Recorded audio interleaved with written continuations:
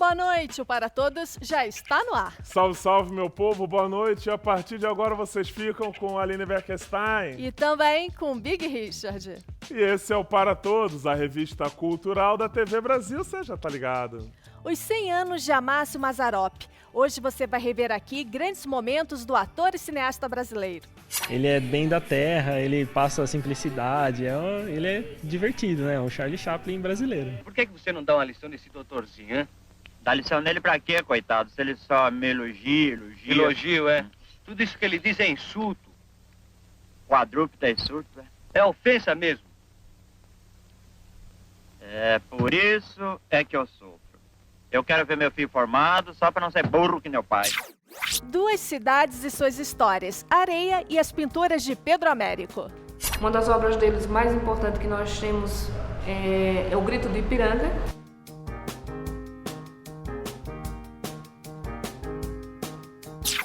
Canudos e a guerra que ainda hoje inspira a arte e vida de seus moradores.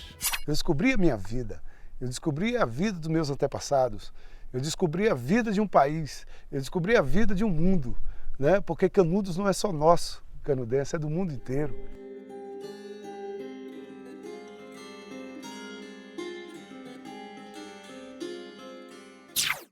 Para tudo. Fique com a gente no Para Todos.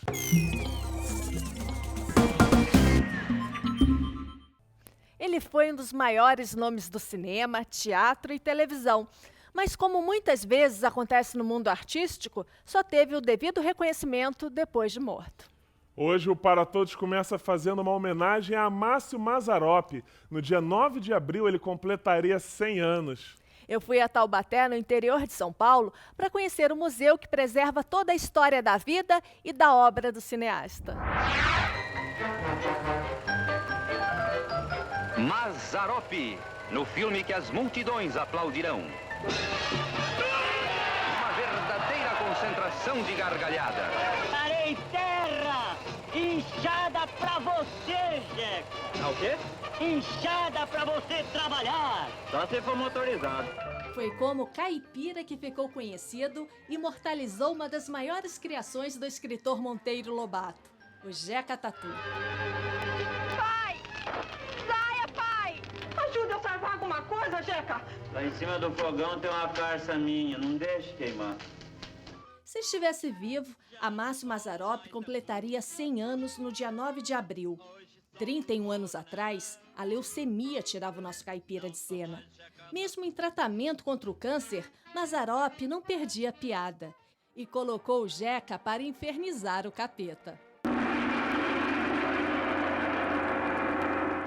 Ao longo da carreira, Mazzaropi participou de 32 filmes, sucessos de bilheteria entre os anos 50 e 70. Filmes que falavam muito da transição de um país rural para o Brasil urbano. Uma história que pode ser vista no Museu Amácio Mazzaropi, em Taubaté, interior de São Paulo.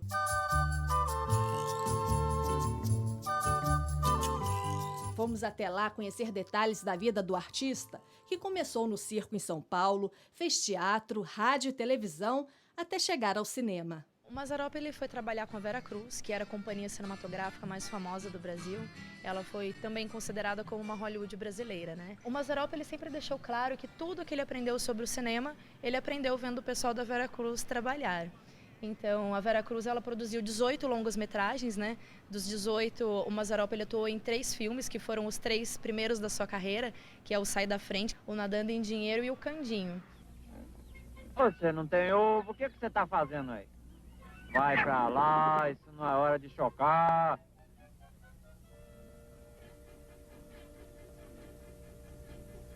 Você não tem vergonha um galinhão desse tamanho botar um ovinho? Também comer pedra e botar ovo não é possível, não. Ele gravou outros 5 filmes com outras companhias cinematográficas, como Brasil Filmes, Cinelândia Filmes. A dor da saudade, quem é que não tem? Estou achando ótimo, a gente vai aprendendo muita coisa sobre a vida dele, que não conhece, né? Saudade de alguém. Ele mostra bastante o nosso povo brasileiro no início da década, que ele fazia os filmes, era muito interessante, muito cultural. Eu acho ele divertido, ele é bem da terra, ele passa a simplicidade, ele é divertido, né? Um Charlie Chaplin brasileiro. Mas Mazzaropi foi além. Ele conseguiu criar uma indústria de cinema independente e bem-sucedida, a Pan Filmes, produções Amácio Mazzaropi. Em 58 ele vendeu tudo que tinha e investiu na Pan Filmes, fazendo o primeiro filme Chofer de Praça em homenagem ao pai dele, que também foi taxista. Boa tarde. Como vai, ilustre mentecato, quadrúpede gangster? Obrigado, doutor.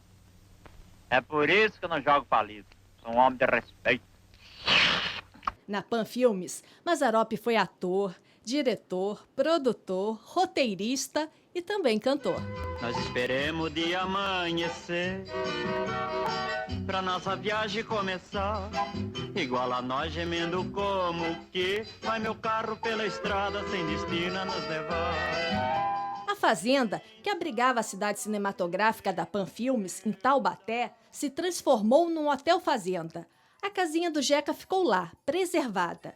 Mas a imagem que era vista por milhões de brasileiros agora está acessível apenas para os hóspedes. Já o museu, ao lado do hotel, é aberto ao público na parte da manhã. O acervo conta com figurinos, objetos usados nos filmes, equipamentos e a inesquecível espingarda de pegar veado na curva. Mazzaropi comprava equipamentos modernos, mas sabia economizar nas produções. Para economizar, Mazzaropi fazia de tudo. Até estes móveis aqui da casa dele foram usados em filmes. Apesar do profissionalismo, o nosso Jeca não tirava os pés do chão. A mesa do delegado era sempre esta aí, pintada várias vezes de acordo com o filme. A cama do Jeca também era reaproveitada. O segredo do sucesso, segundo Mazzaropi, era falar a língua do povo. Então ele mostrava aquilo que o povo queria ver. Mesmo assim, ele fazia os seus filmes tocando em assuntos polêmicos, como as diferenças raciais, racismo, diferenças financeiras, né? Como ele sempre fazia questão de mostrar também. Já dá o jeito do seu Januário, seu delegado. Ele ficou com o meu dinheiro e vai roubar todo o povo da vila aí. Não é tanto assim, não. Não é tanto assim porque o dinheiro não é do senhor, mas o meu eu quero. A popularidade do caipira era tão grande que Mazzaropi virou até personagem de quadrinhos. Mas apesar de todo esse sucesso com o público, os filmes dele não contavam com reconhecimento dos críticos. Os personagens eram considerados ingênuos e até alienados. Escuta, por que você não dá uma lição nesse doutorzinho, hein? Dá lição nele pra quê, coitado? Se ele só me elogia. Elogio, é? Tudo isso que ele diz é insulto. Quadrúpede é insulto, é? É ofensa mesmo. É por isso é que eu sofro. Eu quero ver meu filho formado só pra não ser burro que meu pai. Você não é burro, não. Ele é que é mal educado. Mazzaropi dizia que os críticos não gostavam dos seus filmes, mas que quando ele morresse, iriam fazer festivais e dizer que era um gênio. Hoje, ele desperta a admiração e é lembrado por ter influenciado vários diretores importantes. Com humor inesquecível, mostrava um caipira, acima de tudo, honesto, que sabia lutar contra as adversidades. Deixei de ser um qualquer, já não como mais angu. Hoje sou um coronel, não sou mais Jeca Tatu.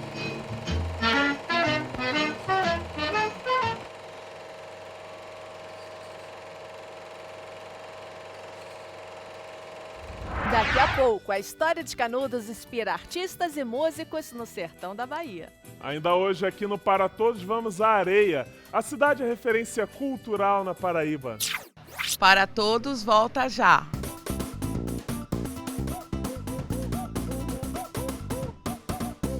Oi, meu nome é Patrícia. Venho do Acarajé aqui em Itapuã. Minha mãe trabalha há 23 anos e eu hoje tomo conta do tabuleiro. Estou no programa Para Todos. Areia, esse é o nome da cidade paraibana que libertou os escravos antes mesmo da abolição acontecer em todo o Brasil. A história mostra que Areia foi uma cidade à frente do seu tempo e teve personagens que se destacaram até mesmo fora do Brasil. O pintor Pedro Américo, né, Big? É um desses personagens. É dele o quadro Independência ou Morte, mais conhecido como O Grito do Ipiranga, que hoje está no Museu do Ipiranga, em São Paulo. Em Areia, Aline, o Museu Pedro Américo tem réplicas das obras famosas do artista. Eu fui até lá conferir. Saímos de João Pessoa bem cedo e subimos a Serra da Borborema para conhecer a cidade de Areia, na região do Brejo Paraibano, a 120 quilômetros da capital. Uma cidade privilegiada por suas belezas naturais e história. Antigo ponto de parada e abrigo para tropeiros que caminhavam em direção ao interior da Paraíba, Areia é famosa por seus engenhos seculares, suas construções tombadas pelo IFAM e seus cidadãos com ideias libertárias na época do Brasil colônia. A cidade deu fim oficial à escravidão antes mesmo da abolição nacional, em 13 de maio de 1888. Aqui existiam poucas pessoas que iam estudar fora, na Europa, não é? Então, poucas saíram daqui. Então, entre essas poucas pessoas que saíram daqui, essas pessoas voltavam já com outra ideia e com vergonha, assim, do atraso que era o país, né? Tinha uma pessoa chamada Manuel da Silva e teve outros também, né? Irmãos dele, parentes, que eles entraram numa luta para abolir a escravidão em Areia. Então, daí, aos pouquinhos, lançaram alguns jornais, tinha os jornais O Abolicionista, tinha uma casa que funcionava, aqui até tem uma praça 3 de Maio, que era com essa finalidade, as pessoas se unirem, juntar os senhores de engenho, os grandes proprietários que tinham escravos, para ver o que podiam fazer para abolir a escravidão. No dia 3 de maio de 1888, 10 dias antes da abolição oficial. Assim como em outras cidades históricas, Areia tem entre seu patrimônio igrejas construídas pelos negros escravizados. Os escravos, eles não tinham acesso a estar na igreja, né? Essas igrejas mais suntuosas. Então, eles resolveram fazer sua própria igreja, né? E escolheram, claro, Nossa Senhora do Rosário, porque a nossa é a padroeira dos pretos, né? Então, daí, eles foram construindo e aos poucos foram edificando, né, esse prédio. Chegou uma época que eles não tinham mais condições de continuar a construção e receberam a ajuda do governo e terminaram a construção já no último quartel do século XIX.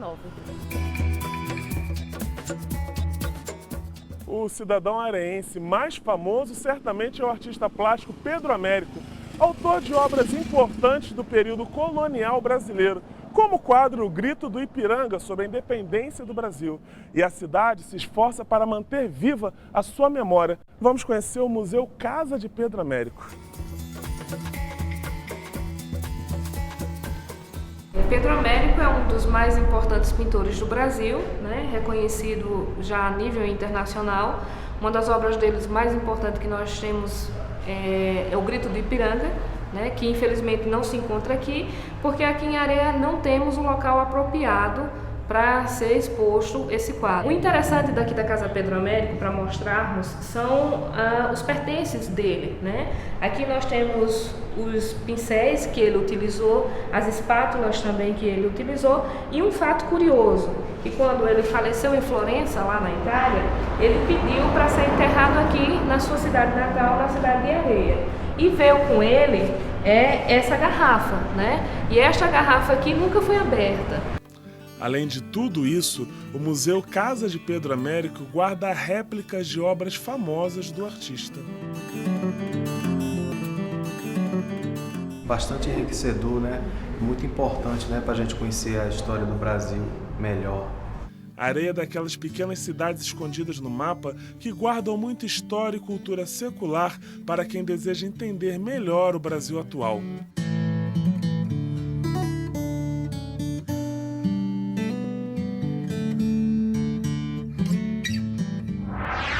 Uma guerra onde brasileiros lutaram contra brasileiros, e o cenário foi uma pequena cidade do sertão da Bahia. A Guerra de Canudos é um episódio tão triste na história do país que muitos gostariam de esquecê-lo.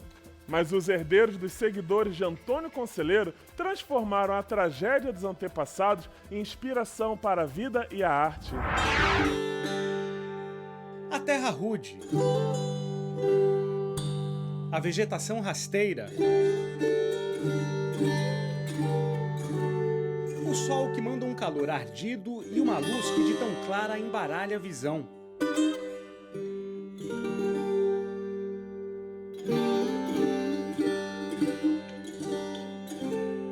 Estamos em Canudos, o coração místico do sertão baiano.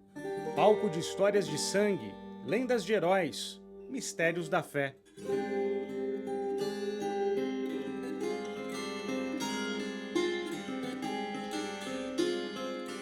Um vilarejo com pouco mais de 15 mil habitantes que, desde o fim do século XIX, vive numa encruzilhada onde vida, história e arte se encontram. A batalha entre o exército brasileiro e os seguidores de um profeta chamado de Conselheiro transformou a cidade em cenário de livros e filmes. E os filhos daqui em cidadãos orgulhosos da herança de um episódio conhecido como Guerra de Canudos. É como se eu estivesse atuando, é como se eu estivesse sentindo as dores, a agonia dos meus antepassados.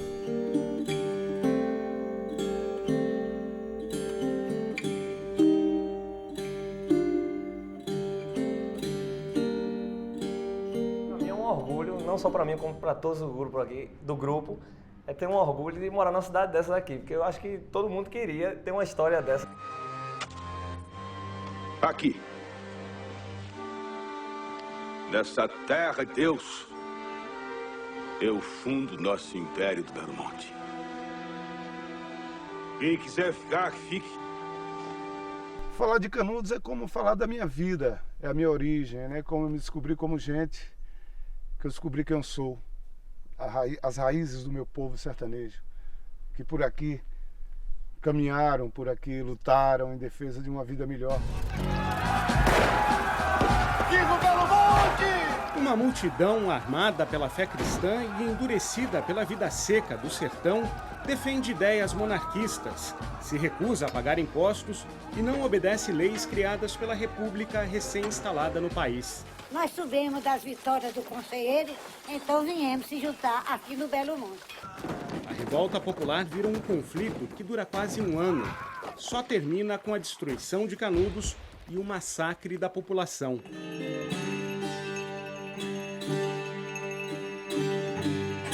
O cenário da tragédia virou um parque mantido pela Universidade Estadual da Bahia.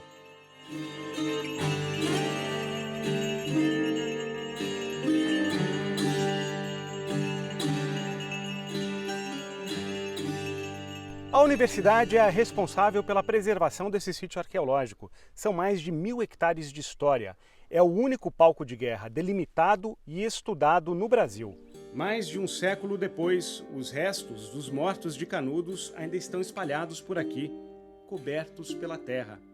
Você vê um fêmur, você pode ver aqui a direção, aqui fragmentos de crânio, as trincheiras estavam... A lembrança de Canudos no peito, a história na ponta da língua em forma de poesia. Com suas vestes em trapos, proteção ao bom Jesus. Quem nos conta a saga de Conselheiros, seus seguidores e herdeiros é o poeta José Américo. E nos conselhos do Beato, o bálsamo da vida, que liberta os sonhos de igualdade contida. As figuras que eu respeito chama-se Antônio Conselheiro, Jesus Cristo e Lampião. E entre nuvens de fumaça, Canudos ressurgia. Ele começou a fazer versos ainda adolescente para as meninas da escola, mas a inspiração maior veio da própria na maior história. Desolação.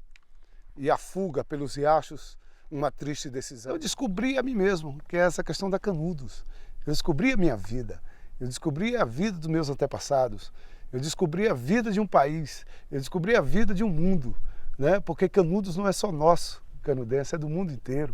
Não é só nas palavras que a lenda de Canudos sobrevive. Zabumba, caixa, gaitas. A banda de pífanos de Canudos transforma a história em música. Meu nome é João José Gonçalves dos Santos, tenho 14 anos. José Luiz de Jesus, tenho 39 anos. Olímpio da Silva Santos, tenho 56 anos. Legado que passa por gerações. Isso aqui foi os mais velhos que eu via tocar. E hoje estou passando para mais umas pessoas mais novas que querem aprender a tocar caixa. Qual desses aí você mais gosta? Zabumba. Zabumba? Você tem vontade de aprender? Uma herança dividida por todos, não importa a posição social. Aqui até o vereador que passava pela rua entra na dança. Lundu. Esse é do tempo do conselheiro, essa dança aqui.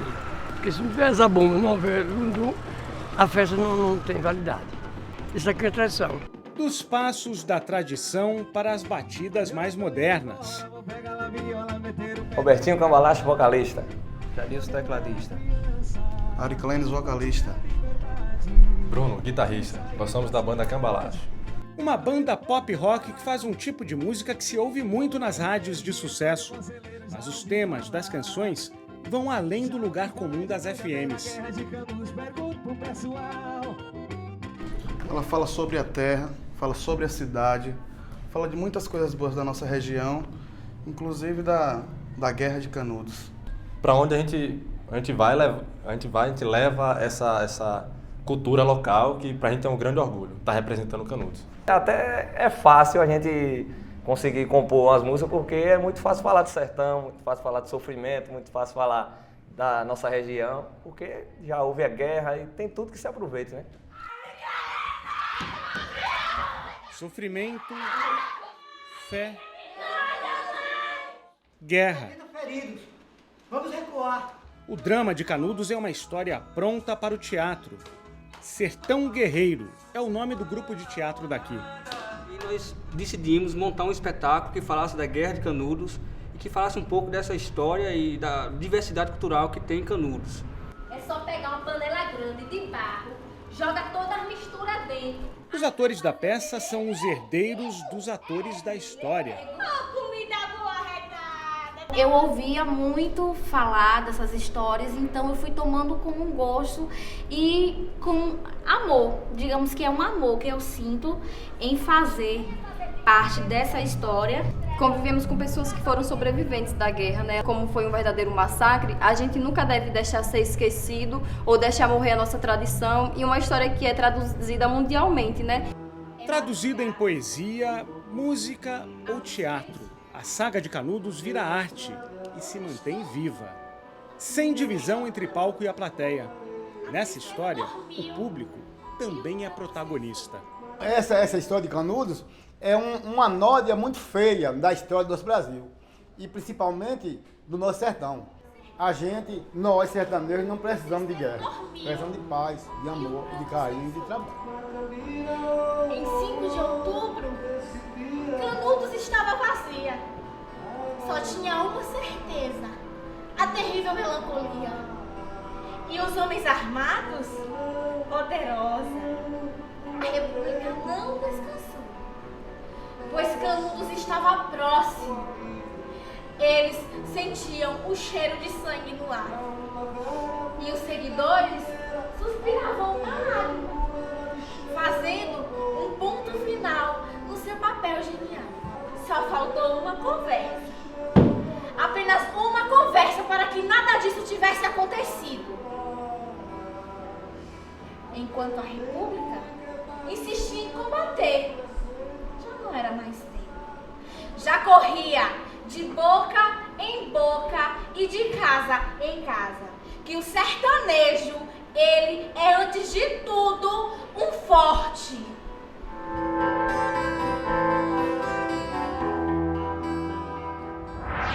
Para Todos termina aqui, semana que vem tem mais. É isso aí, um salve para todas as comunidades que preservam a cultura popular. Uma ótima noite para vocês, paz a todos. Obrigada pela companhia, uma ótima noite. Tchau.